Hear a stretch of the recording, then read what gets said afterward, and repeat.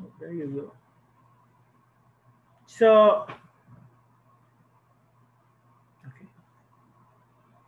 Reaction rate, as I have told you, is just equals to the change in the concentration of reactants over change in time times negative, or the change in the concentration of the products over change in time.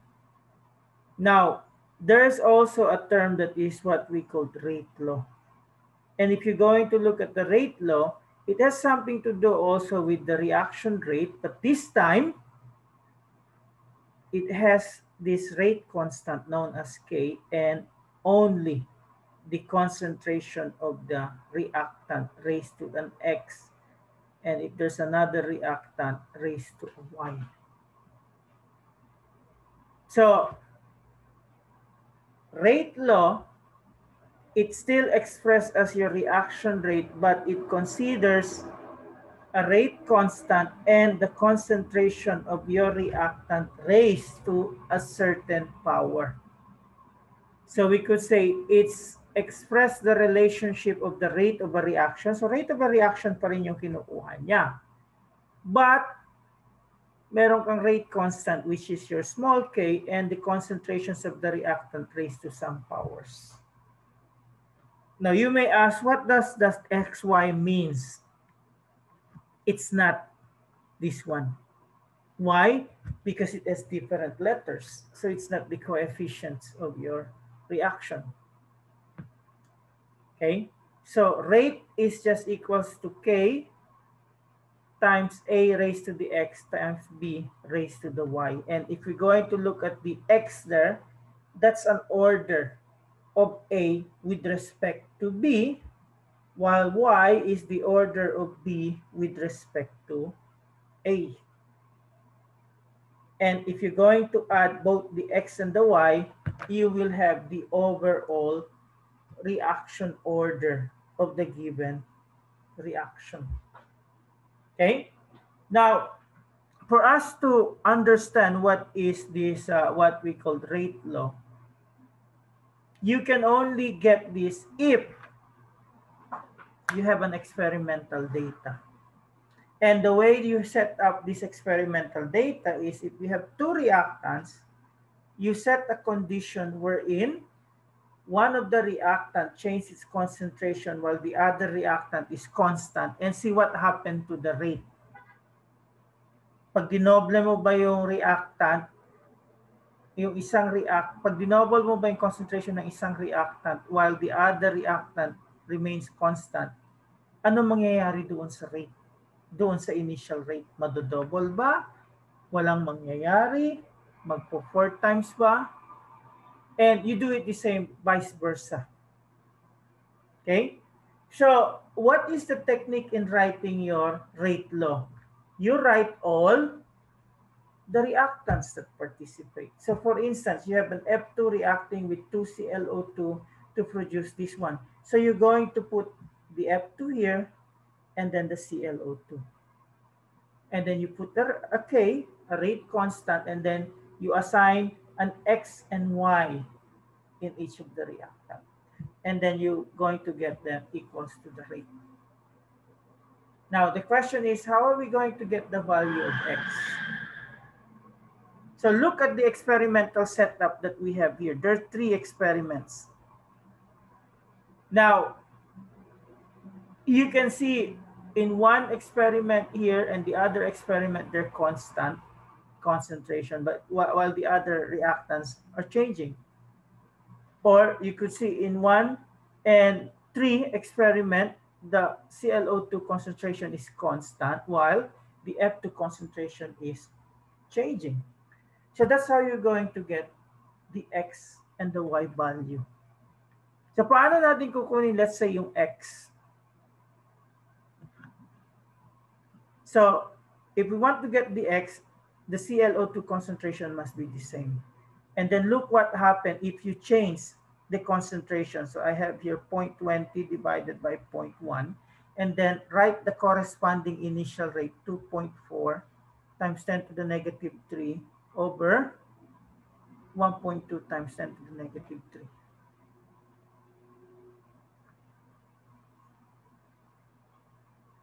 So ano makukuha mo on both sides? 2, right? Now, where is the x coming from? You're going to put that there. What do you think the value of 2 of x for the expression 2 raised to the x will give you 2? Anong value yung x? Para pag 2, ni-raise mo dun sa value ng x, magbibigay sa'yo ng 2. Okay?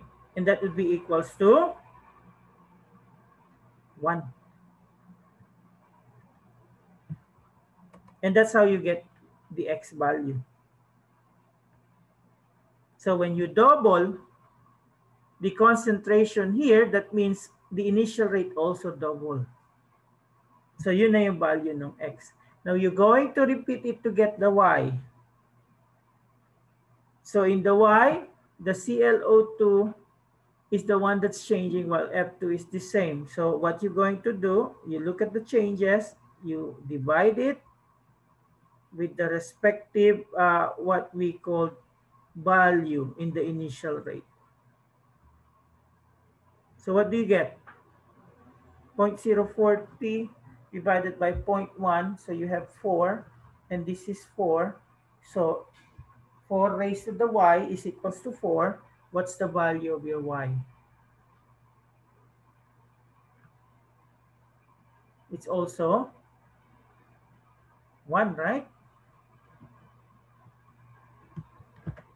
Because your concentration was 4 times, the initial rate was also 4 times. So if that's the case, this is the rate low.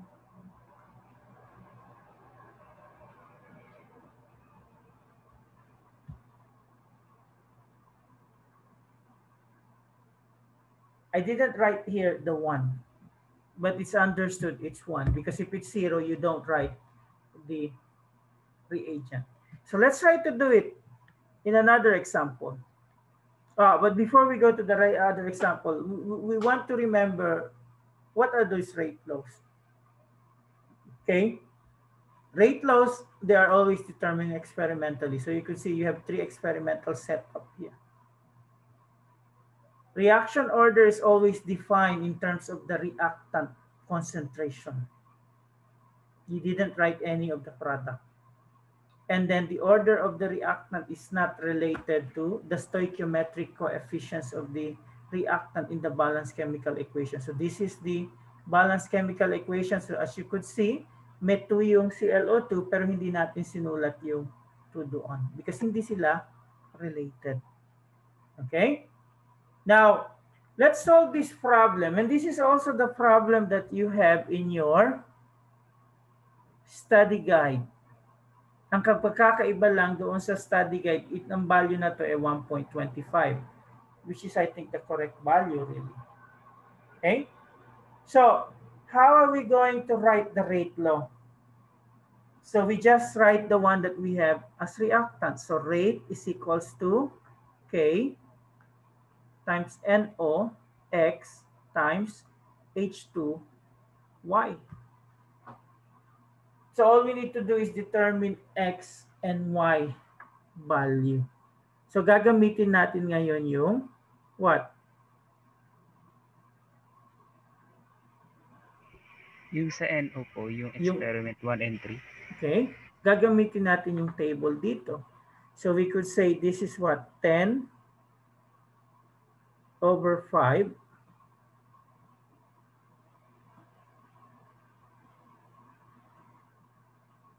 So that's just what? 2. And then you have your 5 divided by 1.3. Kung ano man yung times 10 to the ano nila, negative 5. So what do you get? Around 4, right? So ano yung ano natin? 2 raised to the x is equals to 4. What is your x equal to?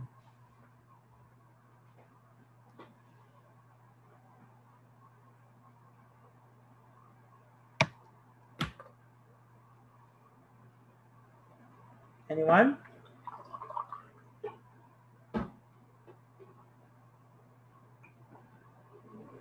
Naka-raise po sa 2.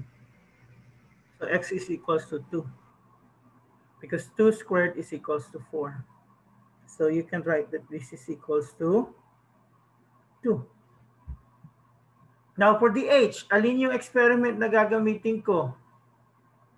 Ito, 2 and 3. So I have a 4 divided by 2. So you could say 2 na yan eh. Okay? And then on the other side, you have 10 divided by 5. 2 rin yan. So 2 to the y will give you 2. So we could say this is just 1. Right? So ito na yung rate law mo.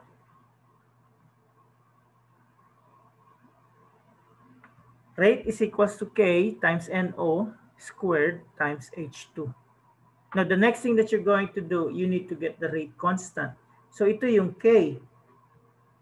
So all you need to do is divide both sides by NO squared times H2. Right? And you just use one experiment. So kung pinili mo experiment 1, lahat ng data ng experiment 1. Pag experiment 2, lahat ng data ng experiment 2. Pag experiment 3, lahat ng data ng experiment 3. You cannot mix one data from one experiment with another data from another experiment. So if I use this 1.3 times 10 to the negative 5 divided by 5.0 times 10 to the negative 3, so that is what, squared, times H2, which is 2.0 times 10 to the negative 3, what do you get as your K?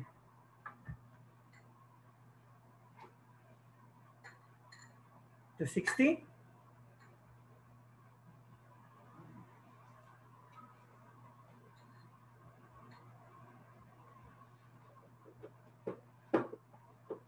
Do you get to 60?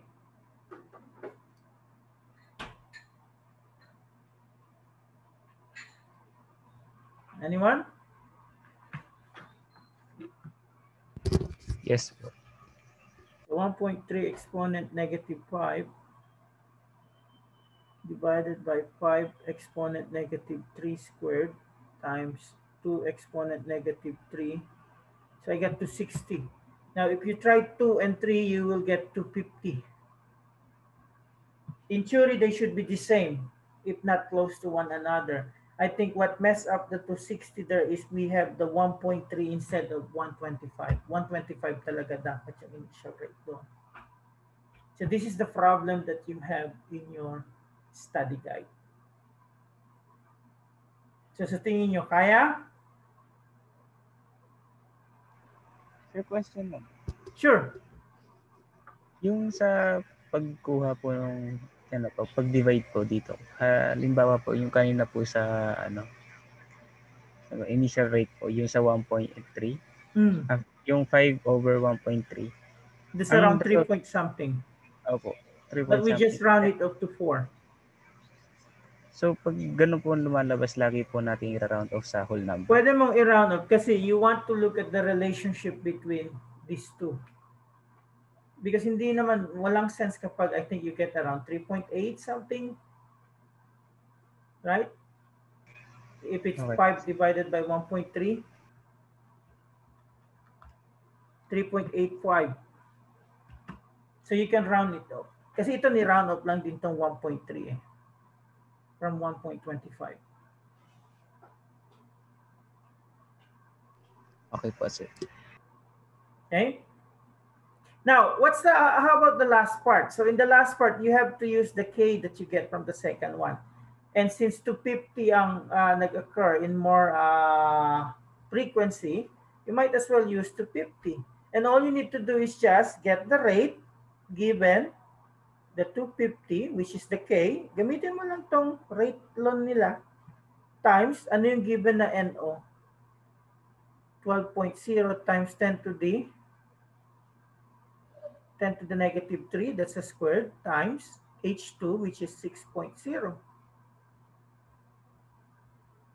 And if you're going to look at the concentration here of NO and H2, they are much higher than the one that we use in the experiment. So what do you think is the value of your rate? Mas mataas din kaysa dun sa initial rate na meron tayo.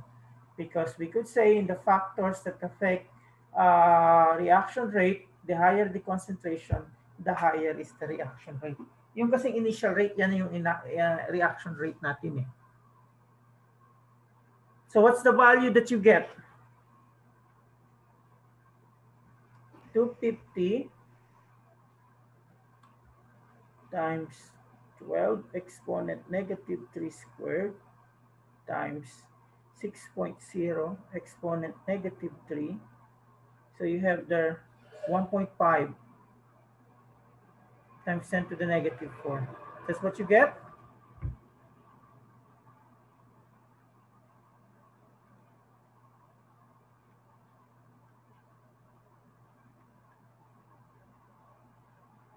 No, I think I made a mistake. 250 times 12.0 exponent negative 3 squared times 6 exponent negative 3. No, it's 2.2 times 10 to the negative 4. Tama ba? Paki-check na lang.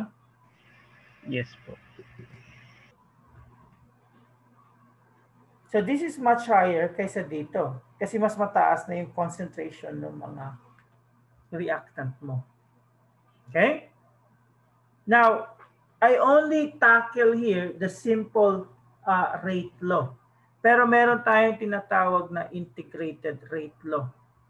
So how is the integrated rate law different from the simple rate law? Well, in the integrated rate law, you can tell the concentration after a certain time. But it depends whether you have a zero order, a first order, or a second order reaction. So meron kang equation na gagamitin based on this. Okay? But the study guide doesn't give you any example of this. Kaya in-skip ko na yung part na to, yung integrated rate law. Okay? So the next thing that we're going to do is looking at the effect of temperature on your reaction rate. So we could say we can look at the potential energy diagram here. So you have an exothermic reaction versus an endothermic reaction. And in both of them, you have the so-called activation energy. For the reaction to produce or to proceed, you have to overcome the activation energy, which is the minimum amount of energy required to initiate a chemical reaction. So why do you think the endothermic reaction has a higher activation energy than an exothermic reaction? Anyone?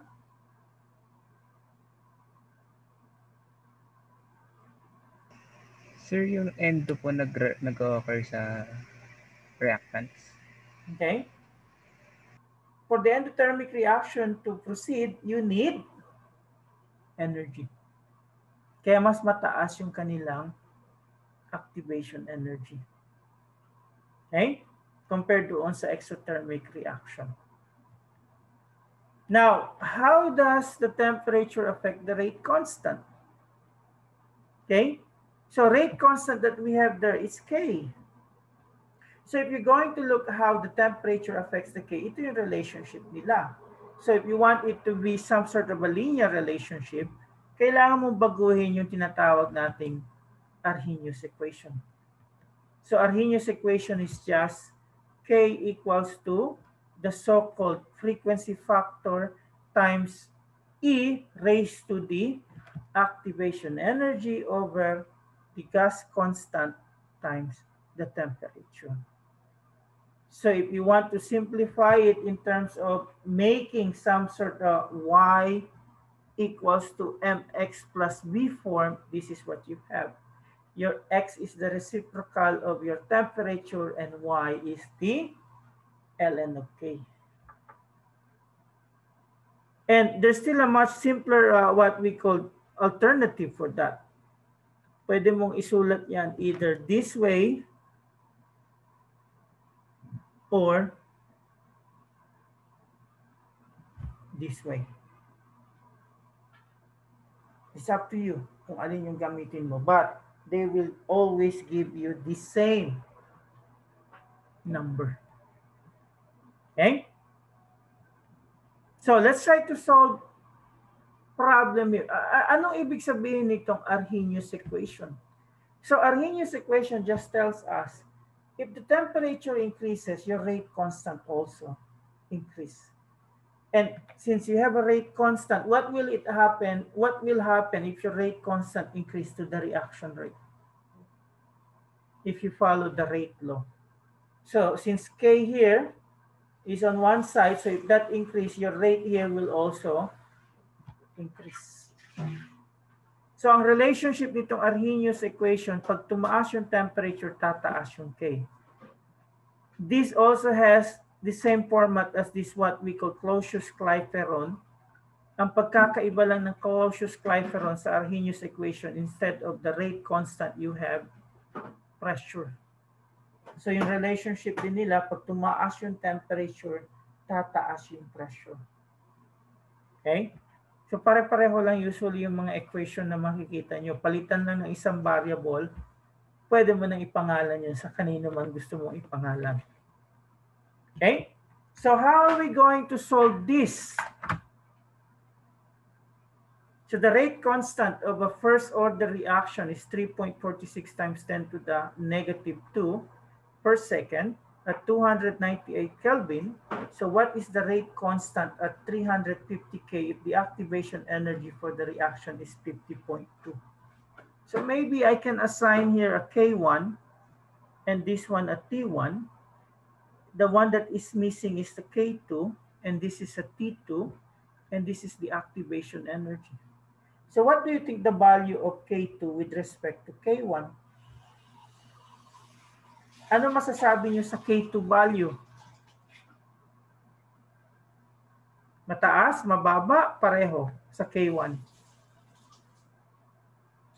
Tingnan nyo, 298, naging 350. So ano mangyayari sa K2? Mataas, mababa, or pareho lang doon sa K1? So, Mataas. That is much larger. And we can check that thing. Okay, so maybe I will use this one. So the ln K1 over K2 equals to EA over R times 1 T1 minus T2. Am I right? Or ginawa ko pala T1 instead na T1 minus T2 and then T1 times T2. All you need to do is plug in.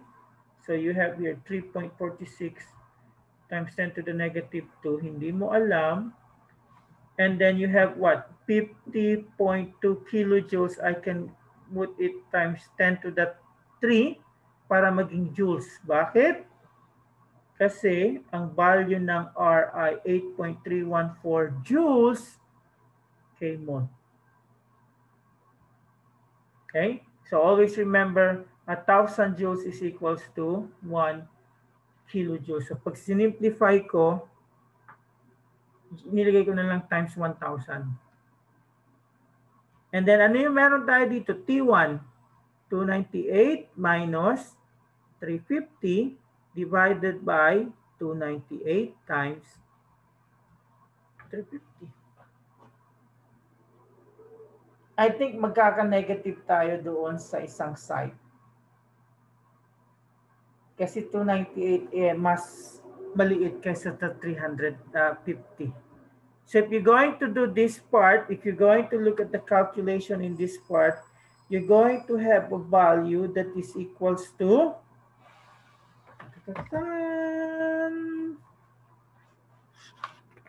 negative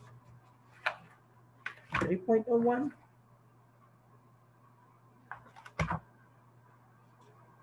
Paki-check.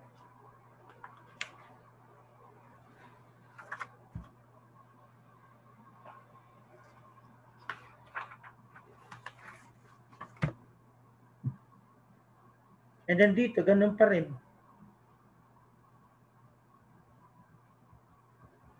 So ang tanong, paano natin aalisin yung Ln sa isang site?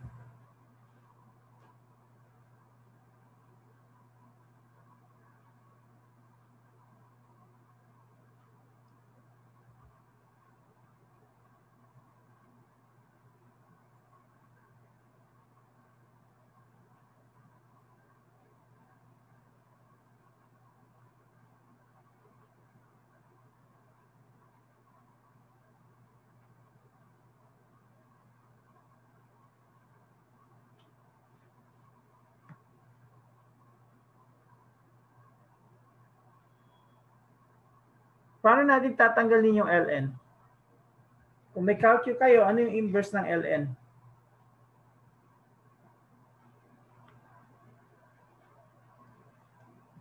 Okay? Yung E. So, ang gagawin natin, tutuloy natin dun sa taas.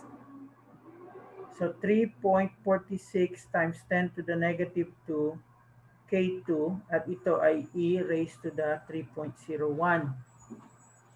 And then I can put 3.46 here times 10 to the negative 2. So ano yung value ng E raised to the negative?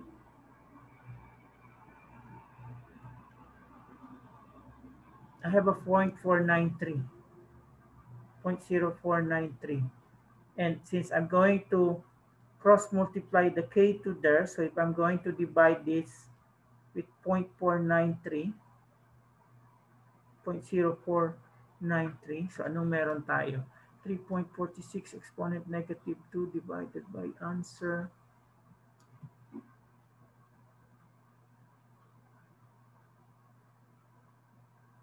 .7 o 2. At yun yung K mo. K2. Now, mas mataas ba yan doon? So this is what? If you're going to look at this, right?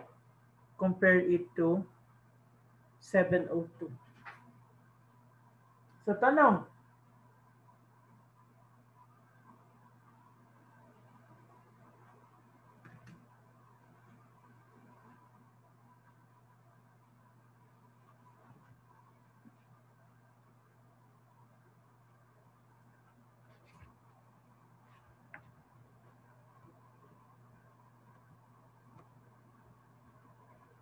Tanong so far? Because I think this is the last part for the Arrhenius equation. Although may isang problem doon sa tinatawag natin study guide that we're going to look at. Now, the last part that we have here is dealing with the catalyst. Okay? So, ang catalyst, this is a substance that increases the rate of a chemical reaction without itself being consumed.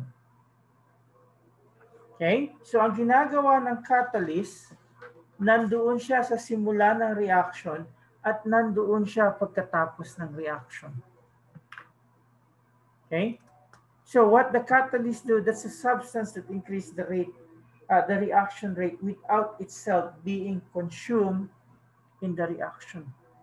So that means you can recover the catalyst unchanged at the end of the reaction. Now, you don't usually write the catalyst. You don't see the catalyst as a reactant or a product. Usually, makikita mo lang siya parang arrow.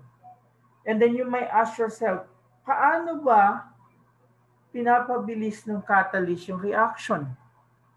Okay? So it has something to do with this. So remember this one? This is still the Arrhenius equation. How does the catalyst improve this thing? It lowers the activation energy. So usually, pag bumaba yung activation energy mo, tumataas yung K value.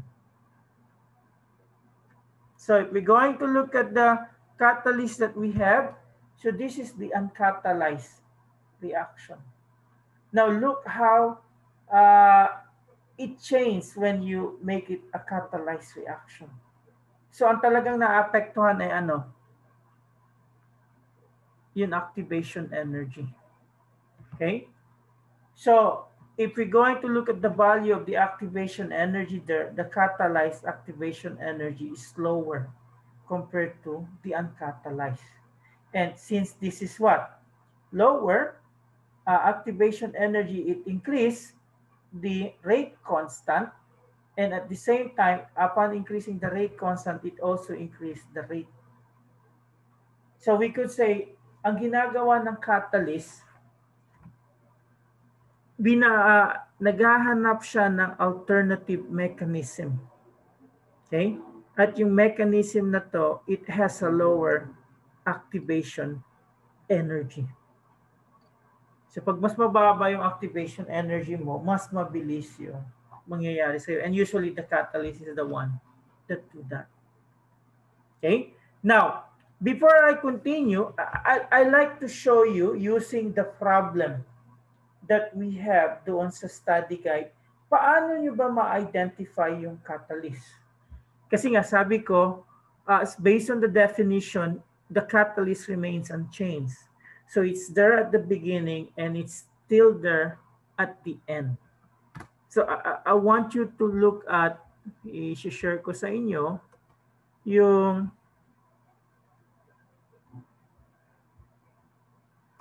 study guide. And I want you to look at the last problem that we have there. So the reactions that we have here is a set of elementary steps. So ito yung different elementary steps that happen, and when you add them together, okay, will give you the overall reaction. So if I'm going to what we call write the reaction based on the given one here, so yeah, ano ko sa inyo yung whiteboard, but I'm going to write the reaction there. So in one end, you have O3 plus O2 to produce O, O3 plus Cl, oxygen plus ClO, ClO plus O, producing Cl plus O2. Now, doon sa isang reaction, the same thing, ang nababago lang, instead of the chlorine, we have a nitric oxide.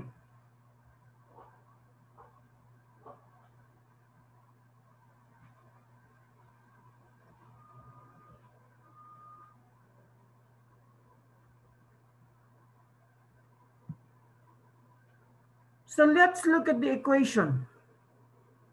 So sabi ko sa inyo, these are what we call elementary steps. So if you're asking me what are those elementary steps, those are the different steps that happen in a given reaction. So usually nakikita lang natin yung balance overall equation.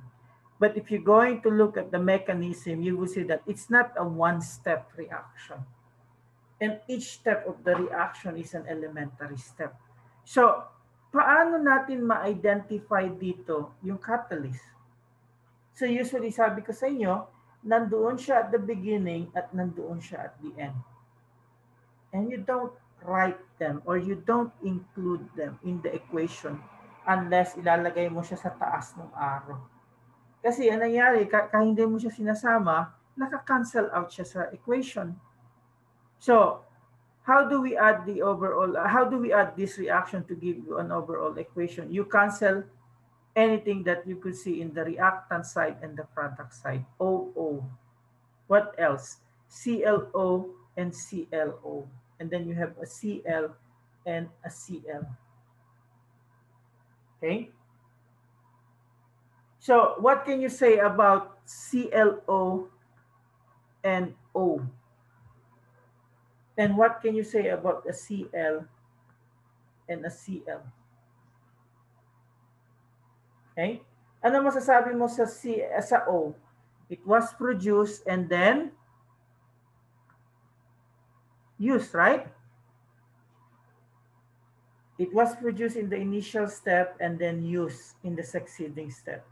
ClO was also produced in the initial step and then used in the succeeding step. Those are what we call intermediates. They were produced and then used. Now, how do we define a catalyst? Catalyst is defined as the one that is used in initial step and then produced in succeeding step. Cl and Cl. They both cancel out. And if you're going to look at the overall equation here, it's this one. Is Cl a catalyst? The answer is what? Yes, because you use it and then you produce it. So it is there at the beginning because you use it, and it's there in the end because you produce it, but you don't see it in the overall equation. Kasi naka-cancel lang sila. Now, how about NO? Or we could say in this reaction, do you have a catalyst? Do you have an intermediate? So if you're going to look at this, there's an O here, there's an O here, there's an NO here, there's an NO here, and there's an NO2 here and an NO2 here. So which is the catalyst? Anyone? Saan dito yung catalyst?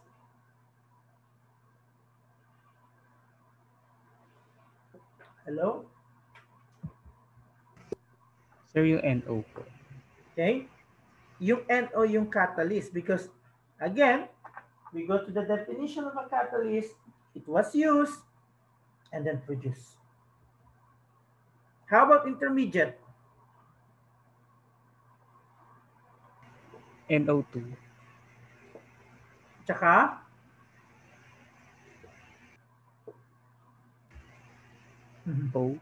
O2. Oh. The overall reaction is just the same as the first one. So anong description nito? This is just the chemistry on the destruction of the ozone layer by both the chlorine coming from the chlorofluorocarbons and NO or the NO, nitric oxide. And this is a Nobel Prize reaction.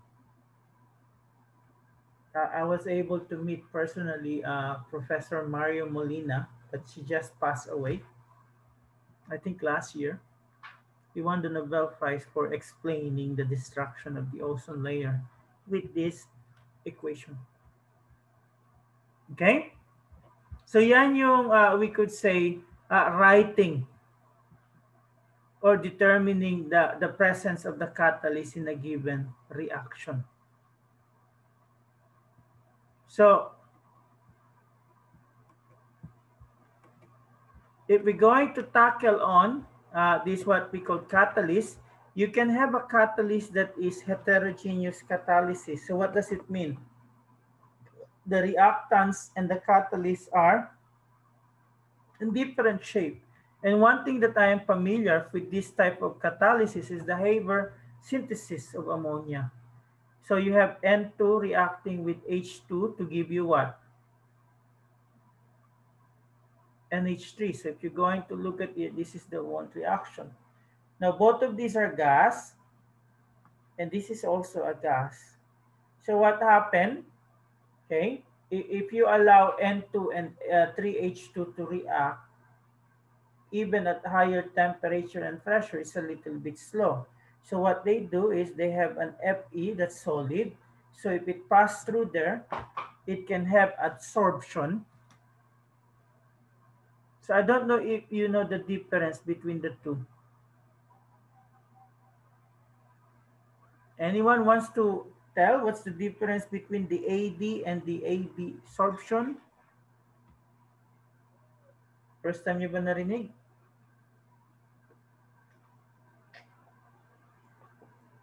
So when you say add, it's in the surface. When you say absorption, it can penetrate. So when water goes to the sponge, ano yun? Adsorption, absorption? Absorption. Okay. AB. Yep. When water penetrates into when water is absorbed by the sponge, That's absorption. Okay? Yung absorption yung sa surface lang. So, some of the other stuff that they have here, the Oswald process, the catalytic converters, they just use metal catalysts para mag-produce yan. So, yung catalyst nila is solid. Yung ibang what we call part of the reaction, like I think if you have nitric acid, you have H2 reacting with NO2. Okay? And NO2 or NO3. Now, in a homogeneous catalysis, the reactants and the catalysts are dispersed in a single phase, usually liquid. So, example nitong acid catalyst ay yung tinatawag nating hydrolysis of esters. So, pareho yung what we call form nila. Okay? So, hydrolysis of esters.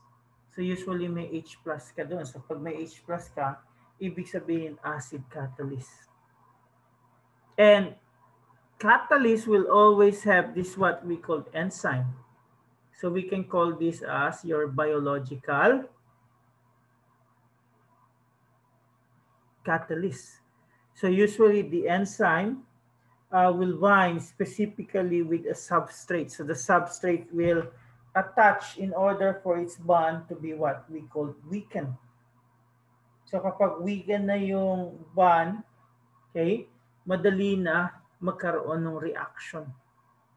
And usually when you have an enzymes, what's the name that is associated to it? Usually yung ending nila ito, di ba?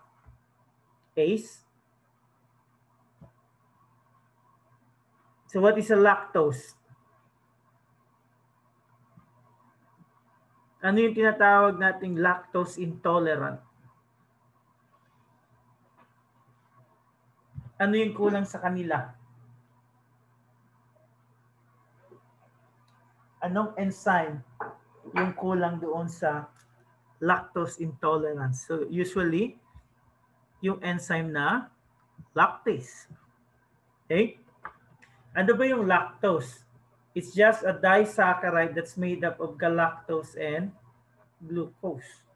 So kapag may lactase, magbe-breakdown yan sila para bigyan ka ng galactose at glucose.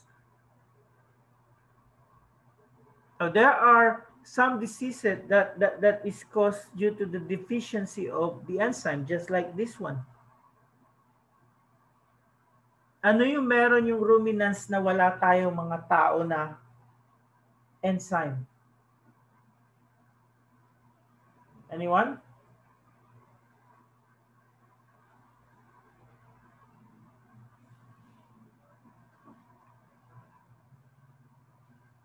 Ano yung meron yung mga hayop na wala tayo?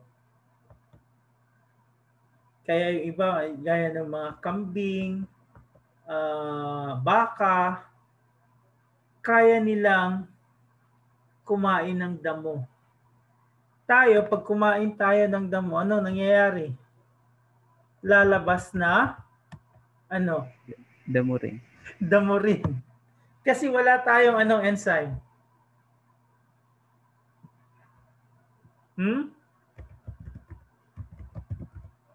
Anong enzyme yun na wala tayo?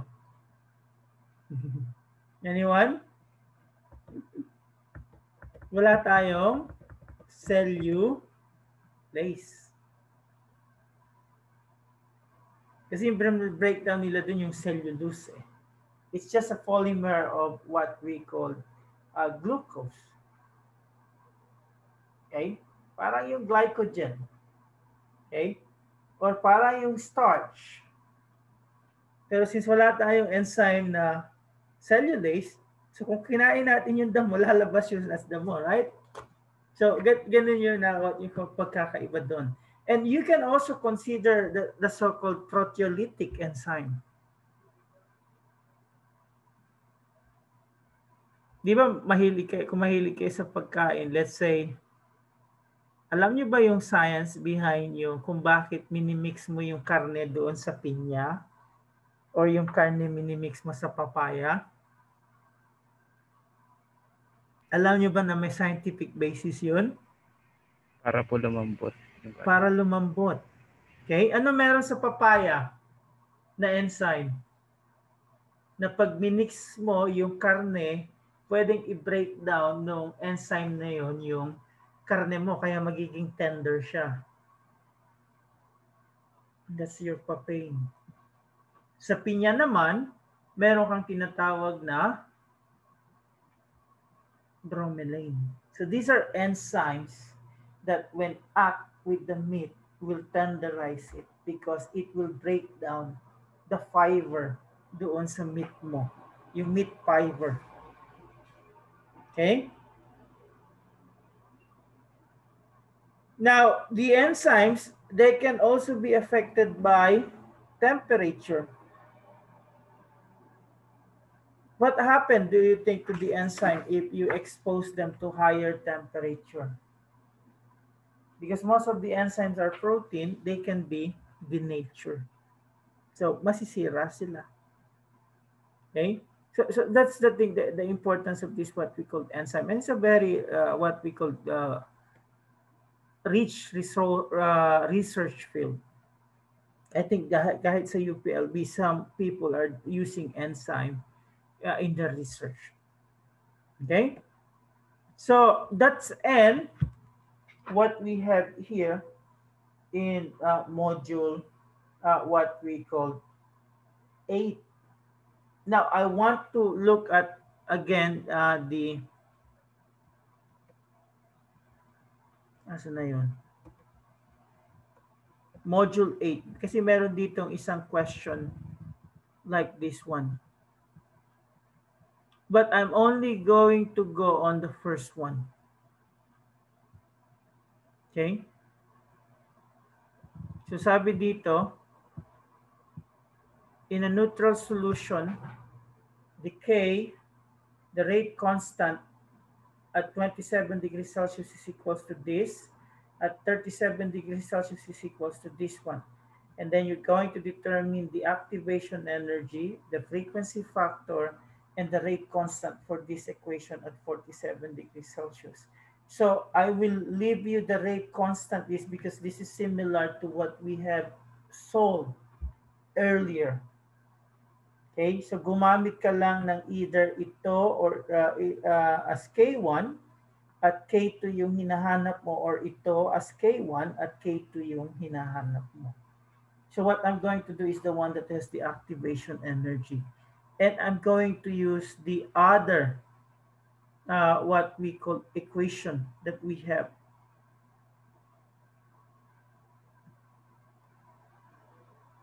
Oops. So I'm going to need the whiteboard. So tatanggalin ko to. At ang gagawin ko,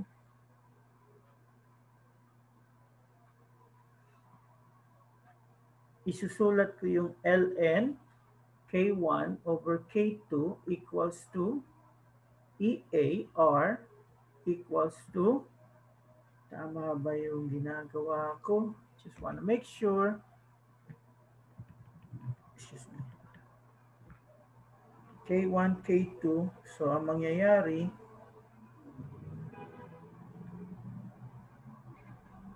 one T2 minus 1 T1. Right? And then I'm going to look at the value that we have there. So, papalitan ko yun ng value. So, I have ln. So, I want to make 2.1 times 10 to the negative 11 as K1. So, I don't know the EA, but I need to put here 1 over 300. Because 273 plus 27 is 300. And 273 plus 37 is 310. And this one will be 8.5 times 10 to the negative 11. So I already assigned the value that we have. So here I have a 3.314 joules.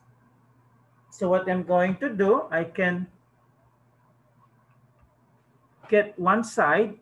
So 1 divided by 310 minus 1 divided by 300, I will have negative 1075 over 8.314, and then I can put the EA. And then on this side, I can make an operation of 2.1 times 10 to the negative 11 divided by 8.5 times 10 to the negative 11. So I can have a value of this. Now I can get the ln of that 0.247, and I can have a value like this one. And then on this one, negative 1.075 divided by 8.314, I can get this value here. So paano ko makukuha yung EA? I divide both sides by 1.29. So 1.398 divided by the answer here.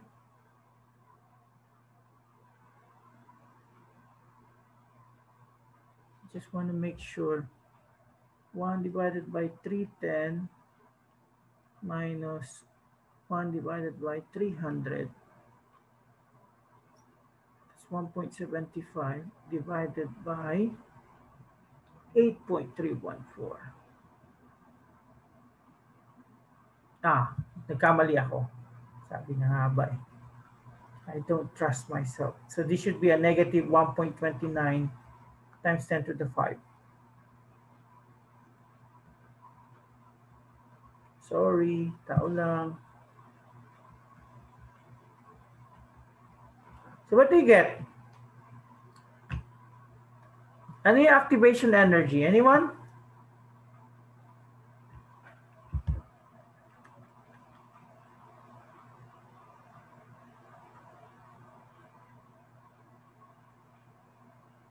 Hello?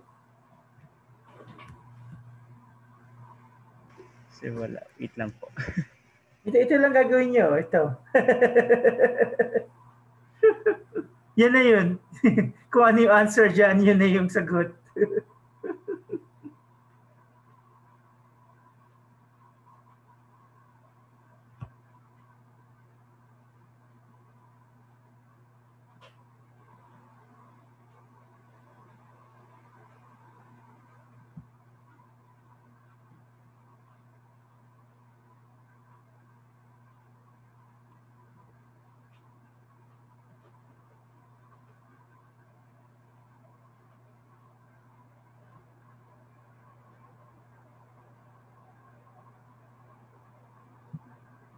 I get this one. Meron na sumagot, may nag-type eh. Yeah, very good. Times 10 to the, it's not to the negative 5. It's to the 5. Or, that's joules. So if you want it in the kilojoules, that's 108 kilojoules.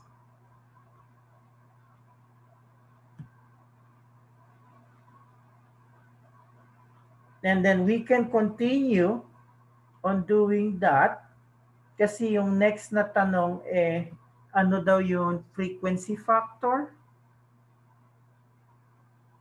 So if you're going to look at the frequency factor, that's just equals to what? K equals to A times E negative R, no, it's not R, activation energy divided by R T. So I can select one of them, one of the set of data here. So I can select 2.1 times 10 to the negative 11. I don't know the A. And then the activation energy, I can just put the 1.08 times 10 to the 5 divided by 8.314. At ano yung temperature nun? 300.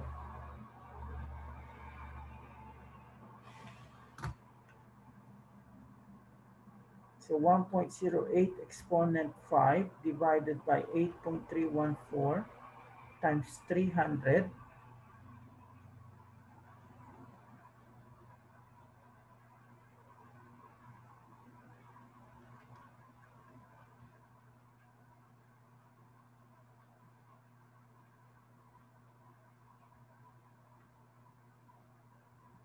I'm not sure. Can you double check? Ito yung nakuha ko. I'm not sure. Just please check. 1.08 exponent 5 divided by 8.314 times 300. Tama ba?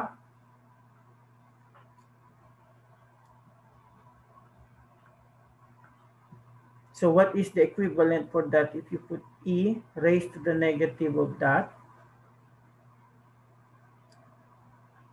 I get this value, 1.566 times 10 to the negative 19 frequency factor. So what will I do? I divide both sides by 1.566 times 10 to the negative 19.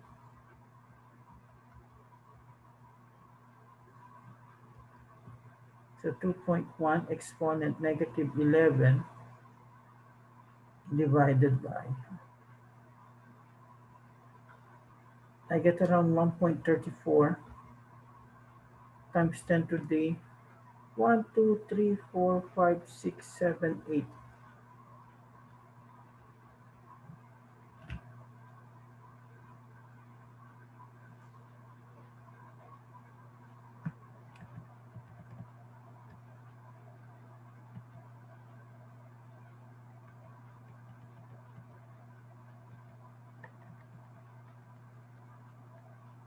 Tama ba? Yes po. So yan. So yan yung ano natin for today. At ito yung ipopost kong record para doon sa kabilang class also. Tanong. Bago ko kayo ilagay sa breakout room, kung gusto nyo malaman yung grade nyo. Kung hindi, pwede na kayong mag-log out kung wala na kayong tanong.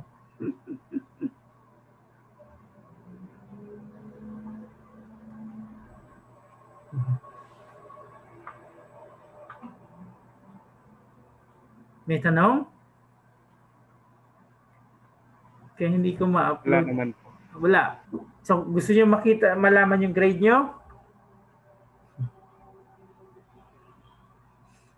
Kaya hindi ko ma-upload yung earlier lecture.